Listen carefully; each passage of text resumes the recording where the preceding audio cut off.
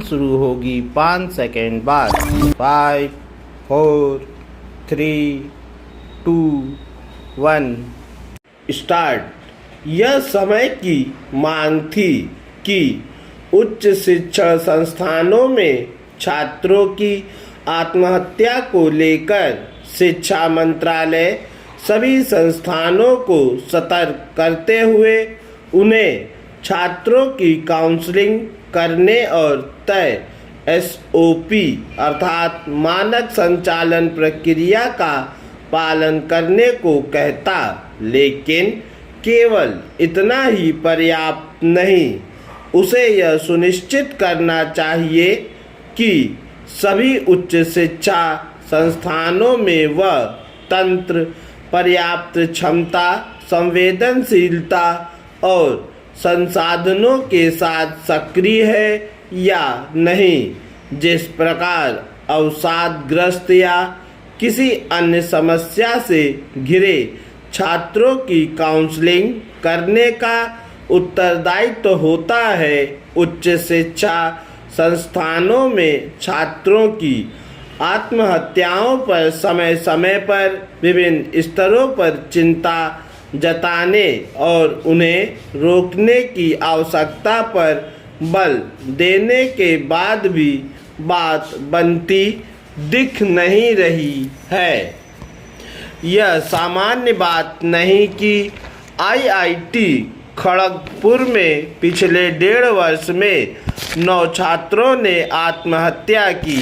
इसी तरह NIT कुरुक्षेत्र में बीते 2 महीनों में 3 छात्रों और 1 छात्रा ने अपनी जान दे दी।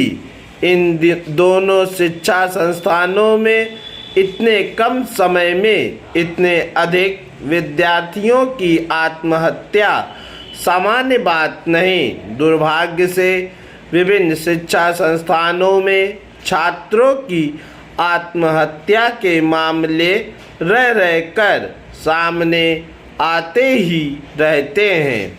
ये मामले यही बताते हैं कि हमारे उच्च शिक्षा संस्थानों और विशेष रूप से उनके छात्रावासों में वैसा स्वस्थ और सकारात्मक वातावरण नहीं कि किसी कारण से परेशान कोई छात्र अपने प्राण त्यागने जैसा अतिवादी कदम न उठाने पाए।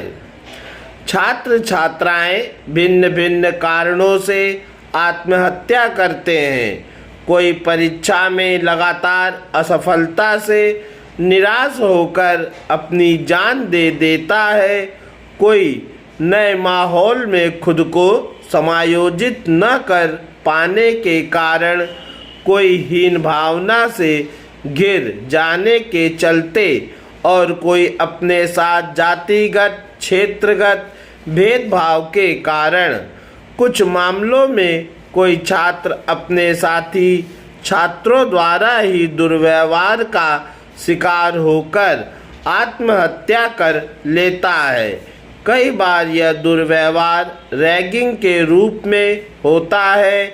इसके अलावा अन्य कारणों से भी छात्र आत्महत्या करते हैं। उन्हें ऐसा करने से तभी रोका जा सकता है जब उनकी निराशा, उदासी, अकेलेपन अथवा उनके बदले व्यवहार को समय रहते भापा जा सके और उनकी सही तरह काउंसलिंग की जा सके। चूँकि अधिकांश उच्च शिक्षण संस्थानों में अलग अलग क्षेत्रों और पृष्ठभूमि के छात्र आते हैं, इसलिए कई बार उनमें आपसी समन्वय और सद्भाव कायम नहीं हो पाता। ऐसा अनिवार्य रूप से हो, इसके लिए शिक्षा संस्थानों के प्रबंध तंत्र को पहले दिन से ही सक्रिय रहना चाहिए। उन्हें अपने संस्थान के छात्रों के मानसिक स्वास्थ्य की निरंतर जांच को लेकर भी सजगता का परिचय देना चाहिए। गंगा, कोसी, गंडक, बागमती जैसी नदियों के वरदान वाले राज्य बिहार को गर्मी आते ही जल संकट से जूझना पड़ता है।